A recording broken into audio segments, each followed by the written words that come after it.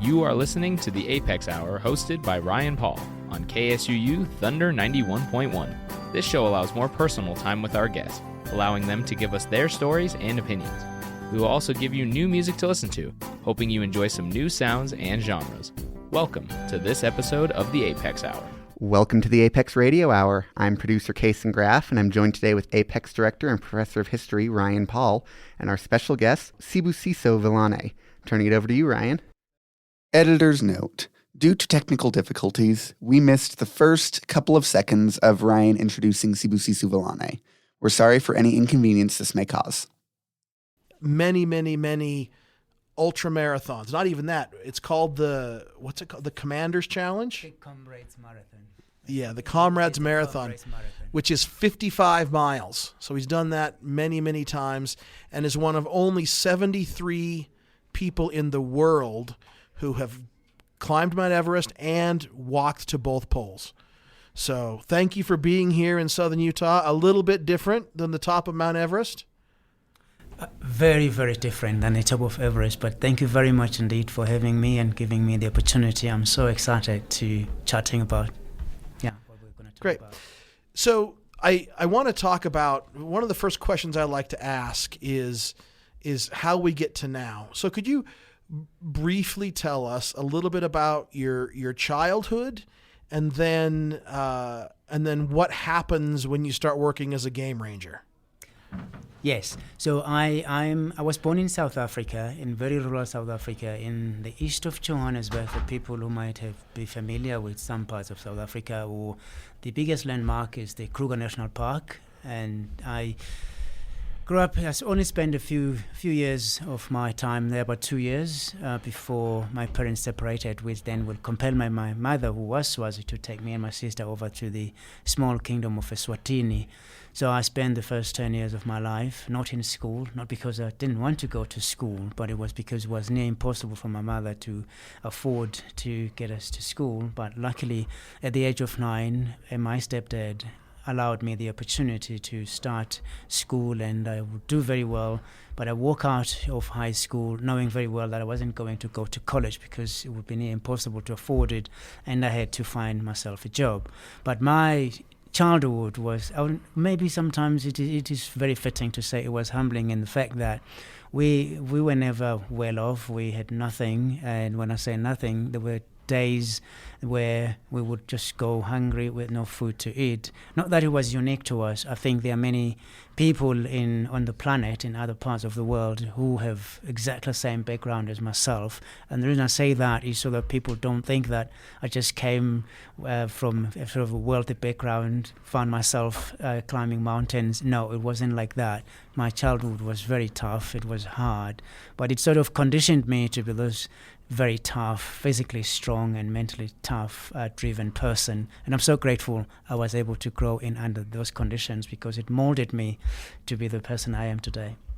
And so you leave school, you get a job as a construction worker, and at the same time looking to do something different because, it's challenge. You improve your life. And you had applied for a job as a game ranger, and they said, no, we don't have any jobs. And then all of a sudden they said, well, come talk to us. Yes. And that what informed my decision to keep trying was because I learned from the very first few days of my manual labor job in the construction company that I didn't like it. And it was a very important lesson for me to learn that if you really don't like whatever you are doing, don't waste your precious time trying something else. And I was trying to figure out what that something else was, and that's why I never gave up trying to apply and look for a better opportunity, which at the back of my mind, I knew it was there. It was up to me to go out and try and find it. So when I got the second letter that invited me for the interview, I felt within me that I've got myself a job. I didn't know what the job was, but I think what put me in good stead during the interview, which was all conservation-related questions, having spent time in the bush, having cattle and goats, I've grow to learn a lot about wildlife and conservation related behaviors. So I passed the interview, and the person who was interviewing me says to me, "Well done, so you've got yourself a job as a ranger." So I thank him and appreciate this, but at the same time I'm asking myself, I wonder what rangers do, because I had no clue. But I was willing to take the risk and just try this out. And 7 years I worked in Malolocha Nature Reserve just as a tourist officer and game ranger. I wasn't guiding at the time, but I was 5 years later, after my 7th year, then I left and I went to a big lodge and safari operator in South Africa and work for a big game park area where we had all the wild animals that you can think of, and I was able to take people and educate them or show them these. But the start was at Malolocha, and it was just one of those where you had relentlessly never given up trying to find or create an opportunity. So what exactly did you do as that first game ranger? What were your responsibilities?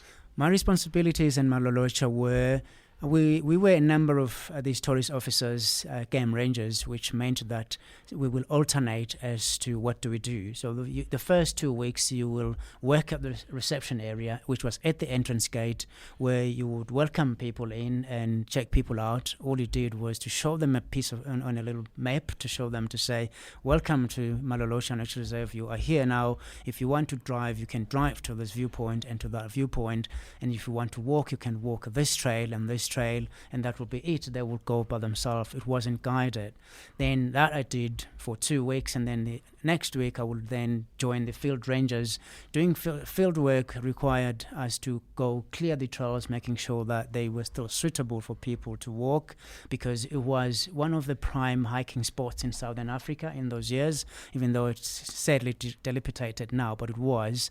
And also we had to do anti-poaching patrols, because we had small game animals, being antelopes, which were hunted for commercial, or not for commercial, but for subsistence living by the local people.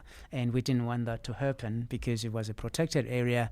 And we had animals like impalas, we had zebra, we didn't have giraffe. There were a couple of elephants that were sneaking in and out from the South Africa side, because this nature reserve was very adjacent to the South African border.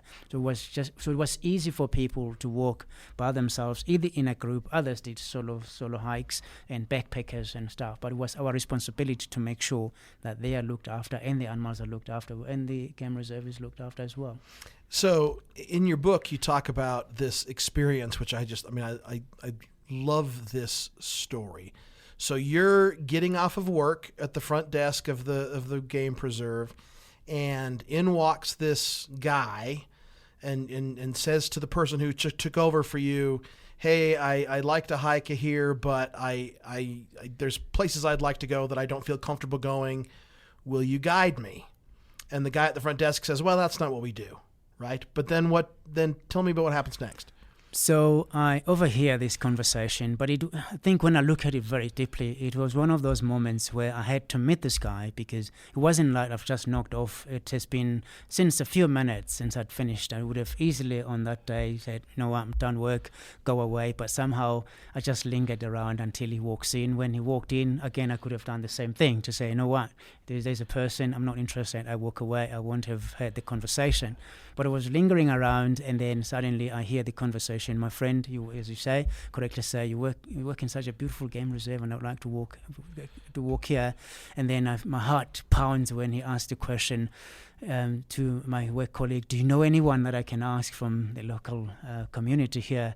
Then my instinct said, just walk up to him and introduce yourself and tell him you will be that person that takes him to this walk. And I stand up, I go to, my name is Sibusiso, I work here, I'm one of the game rangers here, and I know the game reserve very well and the trails. If you really are serious about wanting to walk here, I'll be happy to accompany you on a weekend when I'm off duty. So obviously I get to know who this person is. He was the then British High Commissioner, ambassador to Eswatini, UK ambassador to Eswatini at the time. So I knew that this was going to be a very important person that I would take up, but I take the responsibility of being a leader and a guide, and it put me in good stead to know the trail. And we had our first hike was really the one that we enjoyed the most, because it is exactly the same hike where John Dobell, British High Commissioner, says to me, I've been looking at you when you're helping me today to cross the rivers and scramble a little bit. This is an amazing ability you've got. You climb with such ease and such agility. I think you would have made a good climber. I tried to talk him off that comment, but he wasn't listening. Because before long, then we find ourselves, himself saying to me, actually, having to to think about it, it is more than 40 years since Hillary and Tenzing climbed Mount Everest in 1953. I don't remember it having been attempted by an African. And that was the start of my journey to the top of the world. I love that story because I think, one, I try to tell my students this as I tell your story, how you treat people matters. And it matters more than we think that it does. It absolutely does. And again, I fully agree with that, because there are many times when you will not know what that interaction might bring. And in my case, when I gave him this time, I didn't expect anything. And I think out of the people who have benefited the most, other than John, it was myself, because then it led to all the things that we've done. It does matter how you treat people, be it strangers for that matter, because if John was alive and you asked him, why did you go on to help Sibusiso, he will say this up until his passing or dying days. He would say, here's a person that, he will use this phrase, someone that never knew me from Adam, that will give off his time on a Saturday and at no cost. He never said he will cost you that much, but he allowed me that time, and as such, I had to support him. And I think you told me, first, when he says about climbing Everest, first of all, you had no idea what that was, right? And secondly, tell me, you told this to my students about what you thought hiking was because of what you saw people doing after they hiked. Yes, so I did say that in this nature reserve, we had hundreds of kilometers of hiking trails where people walked in and signed in, either for day walks, and others would overnight for a few days. Others, the longest they could do was 7 days. But there was something that always puzzled me, which then became a puzzle when John mentions this, because I said to him, well, there are people that walk through that door, and when I meet them for the first time, they're all cheerful and excited. They're carrying big bags. They refer to themselves as backpackers. But so that we send them out, whether it's 2 or 3 days or 3 nights out there, and that's fine. But there's one thing that puzzles me every time. When they're walking back to sign out, I don't see this cheerfulness, this happiness. We walk in here limping along, they've got blisters, and always beg the question, but why do you dare, in fact, just go and inflict that much pain onto your body? So I thought that was going to win this conversation, but John wasn't listening. So I was very clear that I had nothing to do with hiking or climbing, because I never saw what it brought to a person, what made it really exciting and enjoyable when people walk around limping. Yeah, I think it's also interesting that he asks you this question about, well, why don't you see a lot of Africans climb mountains, specifically like Everest and others? And you have a great answer for that. Yes. So he asked me this question, and I quickly think about it. I'm like, but there's no reason to do that anyway. Why would you want to inflict so much pain to you? But at the same time, when he brings this story of Everest, and I think to myself, surely it's a mountain that's not in Africa, because I knew that in Africa we have a mountain called Kilimanjaro, our highest. And then I asked him, are we talking about a mountain which is overseas? And John says, yes, it is in this vast range of mountains called the Himalayas, in the country of Nepal and Tibet. So I said to him, well, you realize that's exactly the reason why we have not been able to climb such mountains, because we cannot afford it. And I was thinking about in the lines of, here I am going to my grandmother or my mother and say, Mommy, can I please have some money to buy a ticket? I'm going to travel overseas. And my mother getting excited, thinking I've got a job or a scholarship of some sort. I tell my mother, I'm just going to climb a mountain. It won't make sense. That conversation wouldn't last anyway. But John wasn't going to listen to that, because he said something that suddenly changed my thinking. He said, well, people that do those things, when they do them, they get sponsorship. So he says to me, do you mean to say that if you have the resources and the means to climb Everest, you would do it? So that was the big thing, because he made me realize that sometimes it is not about the financial resources that you need. You need other resources which are within, and those resources are, do you have the will? Do you have the desire? Do you really want to do it? And the money then comes to play to support that. You can have the resources or all the money in the world, but it cannot be a motivating factor for you to do anything. And that's going to be important in the story later about this idea of, do you really have the will to move forward? And so over the course of the next, and at this point, you'd never slept in a tent. You've never camped, right? During this time. I'd never slept in a tent. I've never camped. I've never seen snow. I've never seen a mountain that is higher than 20,000 feet. So I can't relate to the magnitude of this. But I say yes to him when he asked this question, because it was one thing that I believe made me to say that.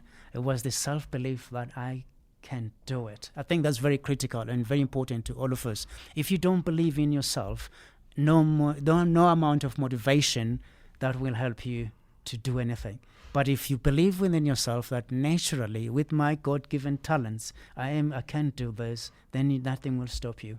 And over the years, since that conversation, John is thinking about this and working about this, and eventually finds a group that will consider you to be part of this climb if you do some tests and do some other camping, right? Yes, so it goes, I met John in 1996. We talk about this, but nothing happens because he had promised me that he was going to try and find out. In fact, he did say, he wrote to the late Sir Edmund Hillary and to Edmund Hillary's son, Peter, who was climbing mountains, including Everest at the time. In fact, in 2003, he was on the mountain.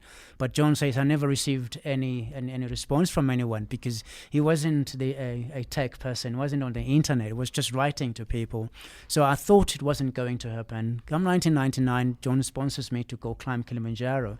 We had not spoken about Everest again since our little introduction then. When I come down from Kilimanjaro, I say to him, that comment we made about me in Everest sort of got triggered when I summited Kilimanjaro. I think I would like to do it. So John says, no, it was a wild idea. I don't think it will happen. But after returning back to England, he finds a company that is putting a team together to climb Everest. So he gives them my name, he tells them what my experiences were, and they rightfully say, I want to say that we're correct to say that he's inexperienced. We won't let him in the team unless he does this little preliminary expedition in the Himalayas where we can give him an assessment and see if he can be in the team. So I just took my annual leave days, and put them into that project and tell anyone I was going to doing this little training or recce training to climb Everest. I said I'm visiting a friend in England, and lo and behold, I climbed 3 mountains, which I thought gave me a full understanding what it will take to climb Everest. Did it freak me out? No, it didn't, but it just made me want to go climb Everest. But then I was grateful that at the end of arguments and debates and convincing, I was allowed to be in the team of 12 that were to attempt Everest during its 50th anniversary as the first African in the group. And I think it's important to mention, and you have said this before, about when someone gives you an opportunity, about why you should do it. Will you share that with us? Yes, so it is one of those very profound lessons I've learned, because in most cases when you get given an opportunity, you sort of take it with sort of loosely wanting to impress the person that has given you the opportunity. For me, I look at it in this way and very differently. I believe that when a person gives you an opportunity, it is because they want to help you, and therefore you need to grab that opportunity with both hands and maximize on it and make it worth for you, not for the person that gave you the opportunity. Yes, they will be happy, but the only joy you can give them is to excel in whatever they're giving you that opportunity for. Yeah, and so you take this opportunity and begin this attempt to summit the south side of Mount Everest. And we're going to come back to that, but we're going to take our first break, if that's okay. And for those of you who've listened to our show before, you know that we ask our guests to give us a series of songs and that are important to them. For those of you listening to the podcast, I'm not 100% that we're going to be able to put them in, so we'll give you a list of them so you can listen to them on our Spotify list. Please follow us on Spotify and hear the songs that these guests have. But the first song you gave us is called Africa Unite by Bayete and Jabu Kanyali. Kanyile. Kanyile. And Jabu Kanyile. Okay. So why did you choose this song? It is a message to Africa because I believe that if any nation, any continent, if it unites against all social ills and wanting to succeed, then they are able to overcome the obstacles and challenges. So it is my prayer that Africa unites to be able to work together and in trying to make Africa better. Okay, this is Africa Unite by Bayete and Jabu Kanyile. Bring. All right, that was Africa Unite by Bayete and Jabu Kanili. I got it. You're listening to the A.P.E.X Radio Hour here on KSU Thunder 91.1. I'll turn it back to you, Ryan. Thank you, Kason. I appreciate that. We're also here in the studio with our other student producers, Lauren Bird and Kate Scherer. And we're here with Sibusiso Vilane, and he's our Everest climber. We left off talking about your first attempt at Everest. Now, when we think of mountain climbing, sometimes we think if I start at the bottom and go to the top, but that's not how it works with Everest, correct? That's very correct. But the attitude or the feeling that you just start from wherever you start trekking in and you arrive at base camp, you stay one night or say 2 nights, and then from there on you climb to the next camp and the next. That's what I had. That's what I thought. That's how you do it. But I was to learn that that's not how it's done. And how it's done is very frustrating to the many of us. So what you do is you trek into base camp for 10 days or 14 days, depending on what program you and your team decided to choose. So after the 10 days, you rock up at base camp. It's already set up with tents and everything, provisions, food. You sort of crash in at 5,300 meters, about 19,000 feet. And then from after that, the mountain is divided into 4 camps, which requires you to climb to each one of the first 3 camps, Camp 1, Camp 2, Camp 3. But you don't do it consecutively, as into Camp 1, Camp 2, Camp 3 like that. You climb a little bit to Camp 1, which takes you about 8 or 10 hours of a hard slog, tired, exhausted you are. You crash into your tent, almost dead. You wake up the next morning, expedition leader says, fellows, make ready, we're going down. And like, well, after such hard work and such effort, why are we going down? They say it is important for you to go back down to rest and recuperate because you will not be able to climb to Camp 2 if you don't do that. So anyway, you sort of thought, it's okay, we will do that. We arrive at base camp, we spend about 2-3 nights, but because we are in a team, it's hard to, after 2 days, Sibusiso is feeling good, John is feeling okay, but other people are saying, I still feel that I need to rest more. So because we are all accommodating each other, we stay up until such everyone else is already ready to go. Then that's, we call them rotations. So you do 3 of these rotations where you go up, you come down, go up again, you come down, you go up, and after the 3rd time you come down. And it is not easy going, because I say it like that, it sounds very easy and loose. You're climbing through seracs, big ice blocks that are collapsing every now and then, threatening to kill you, being the Kumbu Icefall. Most people know about this, which is a frozen river of ice that shifts naturally, crumbling all over the place, hundreds of crevices that you are. So you will think that after you've overcome that, there's no way you want to go down up before the summit, but you don't. You've got to contend with that every day for almost 4 weeks. It took us 4 weeks to climb to 7,300 meters, which I thought was just absolutely agonizingly tough and hard, but it had to be done. And when I questioned it, I was told this: it takes discipline to climb big mountains or to succeed. And when I asked, what do you mean by discipline? They say it's doing the things that you hate to do, which is to go up and down, so that you can be able to do the things you want to do when you want to do them. I wanted to summit the mountain, so the discipline was do the right thing, go up and down, frustrating as it was every time, and dangerous as it was every time. It is exhausting. It took us a month. As only then I could write home and say, all right, don't expect me to be at home any sooner. We are still doing yo-yo fashion type of game here. We're not anywhere near the summit.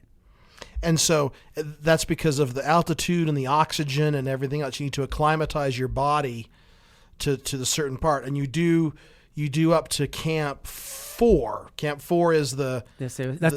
That's your summit. That's your summit camp where you launch your summit attack, your final summit attempt. In the middle of the night. In the middle of the night, yes. So the critical part or stage for me, like when you were growing up as a child, I think it's your your formative ages when you're young, that is where you build the base. So when you're doing the rotations, the acclimatization, you're building up a strong base to put yourself in good stead to be able to launch for your summit attempt, because your body needs to be in good shape. You need to be acclimatized. It doesn't make it any easier. It is still hard, but without proper acclimatization, it will definitely be near impossible to climb to summit. But then once you've done all of that, then it becomes weather dependent, and you need only 7 days of clear weather from start at base camp to the summit and back to base camp. 4 days up to Camp 4 and summit, and then back. Your launch summit, you climb up to Camp 4, you only have 848 meters, and then you start climbing at midnight. The reason for that is so that you can climb during the evening hours or cooler hours of the night up until the early hours of the night, where surface conditions are still climbable, soft and hard, because when the sun comes up, snow starts melting and then it becomes really hard to climb. So that's why you start at night. And again, it's natural that in the afternoon only clouds or rainstorms build, and that's the time you don't want to be on the highest slopes of an Everest. It's just that logic, but it is very frustrating when you have to spend almost 24 hours one way. And so you make it so you do this for a month, you get close to the summit, you're in Camp 4, the weather conspires against you, and essentially you have to go all the way back down. Yes, and the reason for that, Ryan, is it has been found that if you happen to sit a storm, because other people say, well, why don't you just sit and wait for the storm at that altitude? If you sit a storm at 8,000 meters, you deteriorate on all aspects of it. Motivation dies immediately. Your acclimatization almost dwindles because it is exhausting. You're living in the death zone, so you're not really living healthy. So the best way for you is to descend down, devastating and frustrating as it is the best way. You can only recover and be able to launch again. But if you stay, no chance. So the first time you get there, you can't do it. You go all the way down and you think, we're done. We can't do this. And then this is where it comes in, the idea of, do you have the will? Because they finally say, we think we can do it. We have food, we have oxygen, but do you really want to? Yes. So I summarize this in two parts to say, there is what they call material resources, which is resources that are out there, being the oxygen, being the food, and external support.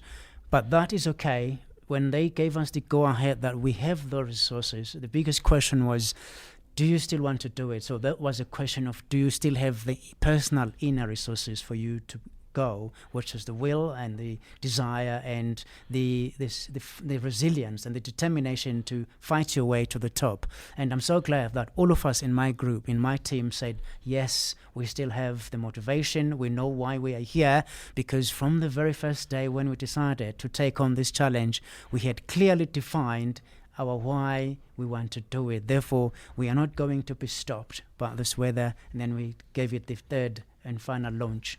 And you made it to the top. And I fought my way to the top, and it was on the 26th of May, early morning hours of African time, that I stood at the top. I wouldn't say it was one of those very easy summit days. It was still a hard slog. It was a hard grind where you take one step and you feel like you want to stop forever, and you take another one, you want to stop forever. And temperatures on that night were estimated to be between minus 36 and minus 50. People say, how cold is that? I say, it is the cold that will just make your entire feet go numb. If your fingers and toes are exposed, you will definitely get frostbite.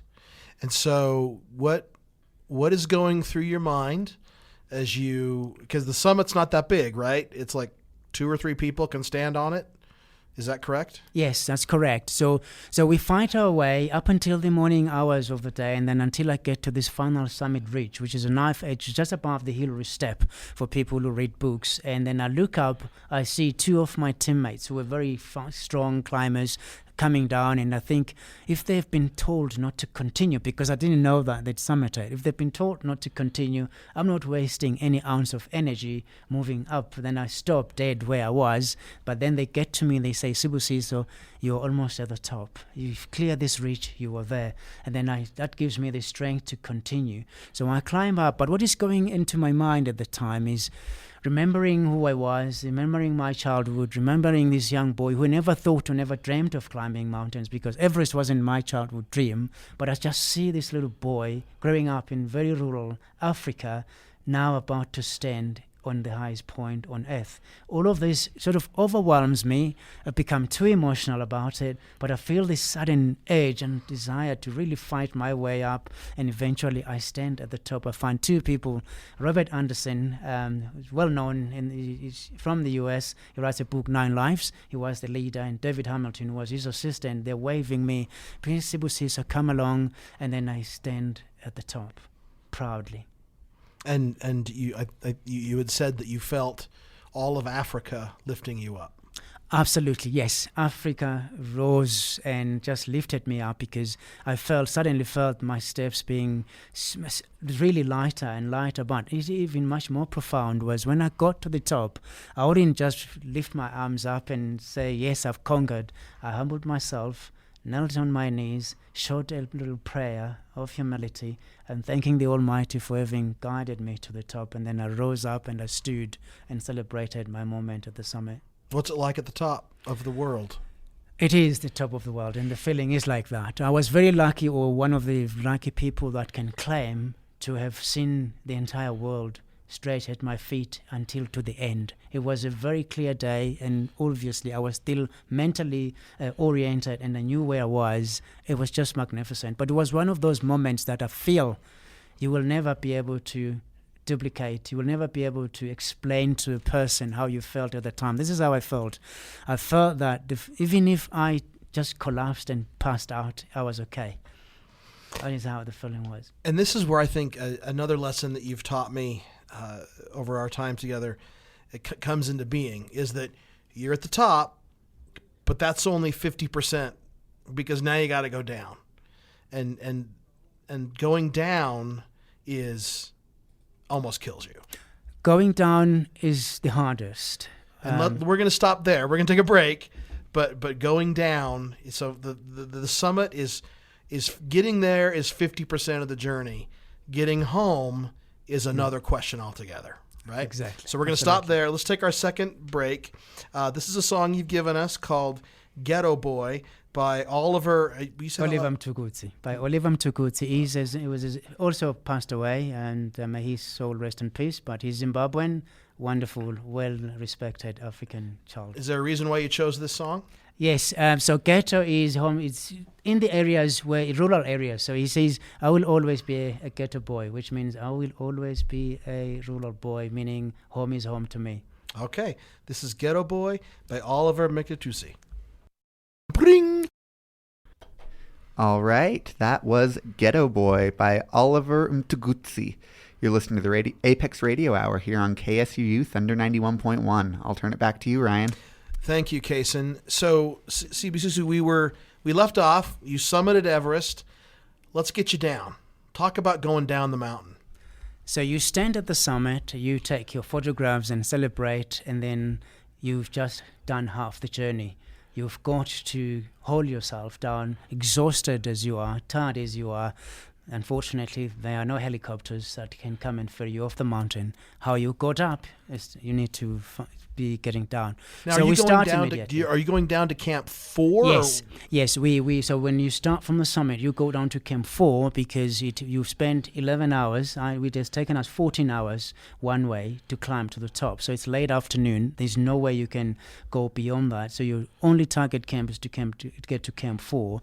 Then we start, but it tends to be the most technically demanding going down because it's down very steep slopes. Even though you're clipped on ropes, it's too much on your muscle. You are exhausted, you're mentally fatigued, and you're tired. And in most cases or stories that you will read about the descent, that's when most accidents happen. That's when most people probably find themselves in situations. Some people die on the way down.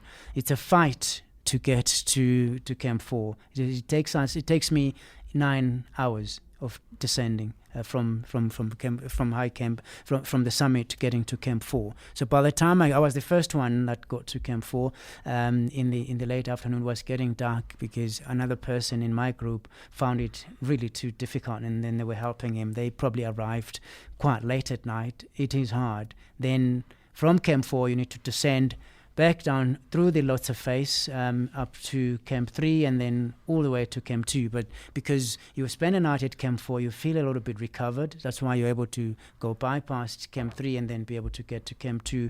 And then after clearing your whatever you are taking from Camp 2, you're able to make your way in a full day.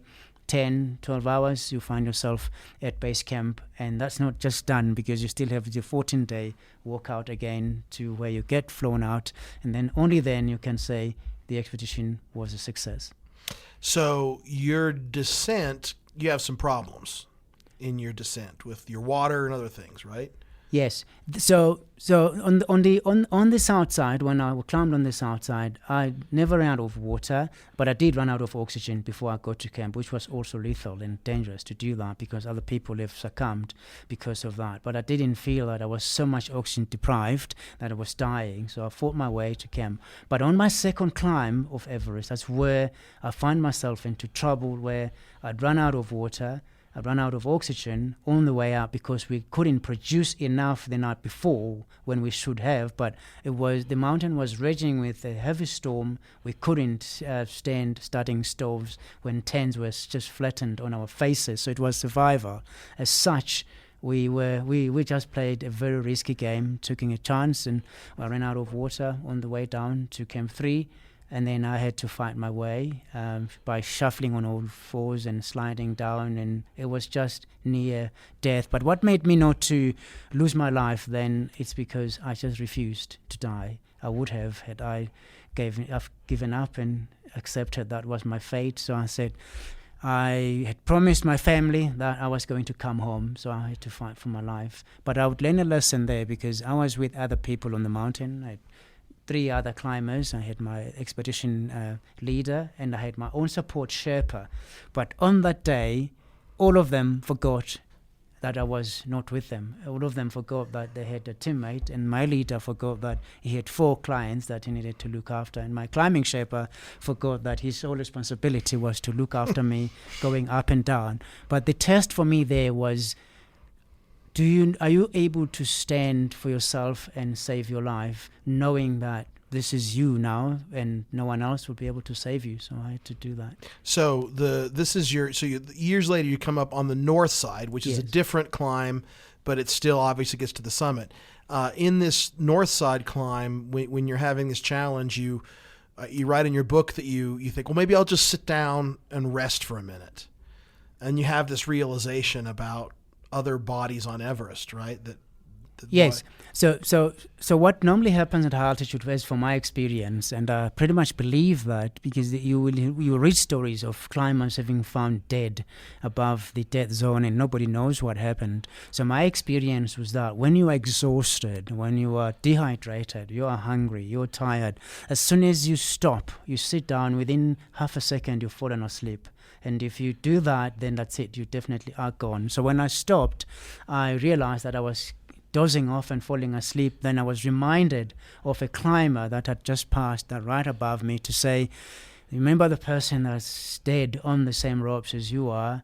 They probably did exactly the same thing. They sat and rested forever, and you don't want that. So that helped me a lot. The thinking about what could happen to me just forced me not to fall asleep, and I would fight my way, because it wasn't a sort of a maybe, or you might die. It was, you will die. Yeah, and in that same north side climb, like you just said, you had gone up the ropes, and then visibility wasn't great, and you found another climber that had passed away, still clipped to the ropes. Yes, so that was the one hard moment for me, because the ropes are there for your safety. And there I was with my tumor having clipped on, and I was holding on it for dear life. But about 5 meters in front of me, there is a person who's lost their life, still attached on the same rope where I'm holding on for dear life. So the question is, how safe are you on this rope, and what are you going to do not to succumb and be like them, and you don't know that. That's where then you just humble yourself and hope for the best. So you've done Everest twice, and then, I mean, which is the I guess, forgive the pun, the pinnacle of all mountain climbing, right? So why then do you decide, well, I'll just do the 7 summits? So I climbed Everest the second time, which was for charity. That was the motivation. If people wondered, why would you go the second time? I wanted to raise money for children's education, in appreciating people that had come to my life and supported me as such. So anyway, I had achieved that. But what then makes me want to climb the 7 summits is when I got back home on the 17th of June 2003, after my first summit, I had this very rare chance opportunity to meet Nelson Mandela, our then South Africa's first democratic president. And he made a comment that challenged me, because he said, your story of success on Everest inspires all of us, but more than that, it sends a message to the world that Africa is here and Africa is capable. He said, what you've done and achieved has set a standard for Africa, and I wish young people can rise up and follow in your footsteps and try to achieve what you have achieved. So these words challenges me, because I realize, okay, you are an example of what can be achieved, and therefore, do you sit and just wait and say, that's it, I've arrived? I realized, no, I haven't. So to be an inspiration, I decide I'm going to continue or keep on climbing mountains to inspire a generation of Africans who believes in no limits. And I will do the 7 summits. And that is what motivated me to keep going. And I gave myself 2 years after my second Everest climb, which was from 2006 up until mid-2008, where I climbed Denali as the last of the 7 summits. And you still do, I mean, every year you climb Kilimanjaro as a charity, right? For education and for young girls and those kinds of things. Is that correct? That's very correct. And this is a program that was started not by me, by a friend of mine in 2012, who invited me and said, Sibusiso, I found this challenging thing to take, because I read that a number of underprivileged girls in rural South Africa and Africa and some parts of the world, they miss a number of days at school during their periods, and I believe this should not happen. Therefore, I'm going to climb Kilimanjaro to raise hygienic sanitary pads to distribute to girls. And I said to him, okay, let's do it. So in 2012 we did this, but we call it Trek for Mandela because it was part of the Mandela Initiative, because most of us know that during the month of July, it is called Mandela Month, where we are encouraged to do community work just wherever you are to support other people. So we did that, and we were allowed to use the name Trek for Mandela, and it excites people. So we do that every year. We've been doing it for the past 10 years, where we raise millions of sanitary pads, and people will say, why sanitary pads? It is a necessity, and we have had very interesting testimonies from girls to say, you know what, I'm a beneficiary of this, and before that I never had. And they start telling you what they normally use, so we realize it's a problem. It is an inspiring project that we do, which has ultimately made me summit Kilimanjaro 39 times, leading to what I decided to do as a personal climb, because I've climbed Kilimanjaro by most of the routes, including the only one that I haven't climbed. There's 6 routes up Kilimanjaro. The 7th one I haven't. So I decided for my 40th summit, I want to do it as a personal climb, and I'm doing it in May this year. Very cool. What an amazing story. You can read more about Sibusisu's journey. His book is called To the Top from Nowhere, a fascinating tale, and he has brief stories of his other adventures as well. So we're going to take our last break. This is a song you gave us called New Africa by Sibusiso Ndor. Can you tell us why you chose that? Yes, again, it is a song that inspires me, because I think when it mentions Africa, particularly New Africa, which is in South African terms, we're talking democratic South Africa, it just really makes us realize that we are now free, and therefore we can do what we want to do. It's time for us to prove our worth to ourselves and to the world. Okay, this is New Africa by Sibusiso Ndor. Bring! All right. That was New Africa by Youssou N'Dour. You listen to the Apex Radio Hour here on KSU Thunder 91.1. I'll turn it back to you, Ryan. Okay, this is our last segment, and it's one we always do. So, Sibusiso Vilane, thank you for being here. And we're going to end with a question that I always ask, which is this. Sibusiso Vilane, what are you currently watching, reading, listening to, or playing that is bringing you joy? It's a very good and a very interesting question, because I don't think I have a very clear answer on the above. But I will answer the what am I reading. I'm reading a very inspiring story which happened in the 1970s, I think it was in 1976, when a team of rugby players from Uruguay crashed into the Andes, and only 14 of them survived that crash, and they survived that crash by eventually eating corpses of the dead bodies of the people. It is called The Society of the Snow. It is such an inspiring book. At the same time, I can never believe that human beings have got that ability to be that resilient to survive such a tragedy. And it is a very clear indication or sign that our spirits are just unstoppable if we have the will.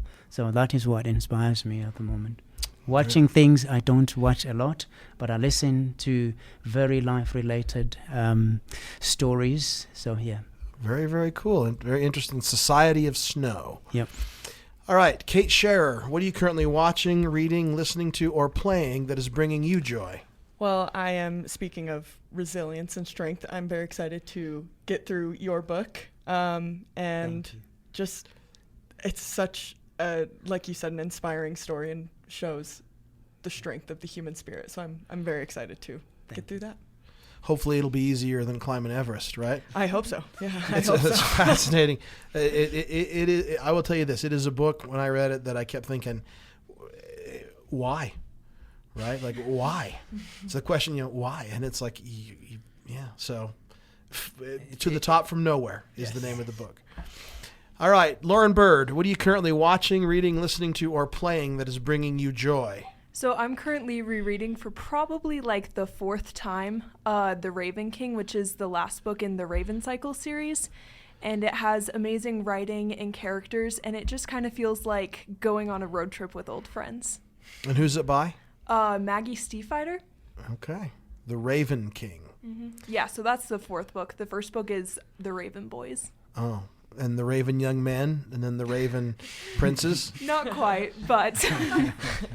All right. Case and Graph, what are you currently watching, reading, listening to, or playing that is bringing you joy? You might be shocked to hear that I'm reading a Brandon Sanderson book. I'm in the middle of Wind and Truth, the most recent Stormlight Archive book that came out early December. I'm behind on my reading. I'm only about halfway through. I would like to have been done by now, but things have gotten in the way. But I'm really enjoying it. And I got to go to the release party, and that was super fun. So, yeah, that's what's bringing me joy. Cool. Right, Ryan, what are you reading, watching, listening to, or playing that's bringing you joy? Cammie, my wife, and I just finished, this series was, I think, a year ago. It was on Showtime at one point, but it was called The First Lady. And it's it's about 10 episodes, and it's details, each episode is about the three first ladies, Michelle Obama, Betty Ford, and Eleanor Roosevelt. So each episode has all three of them and different things they deal with and the challenges of that. And it is just a fascinating look, into obviously dramatic history, but the retelling of these amazing women who we don't really think about as much as we think of their president husbands. But the First Lady was a fascinating, exciting, frustrating, beautiful series. So thank you.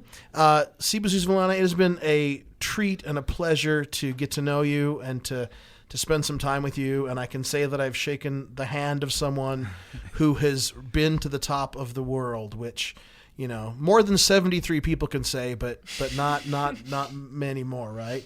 Yeah, so thank you for being here. Thank you for coming to SUU. Thanks to John and Ann Smith for helping us bring you here, and thanks everyone for listening to the A.P.E.X. Radio Hour. And we're gonna go out with a song that you chose, The Lord is My Shepherd by Brenda Fassi. Tell us why you chose this one. Oh yes, we can. Well, I'm very religious. So I wake up in the morning, I pray. In the evening, I pray. So it is a song that I play, and then when I play it, I just feel revived spiritually. Okay.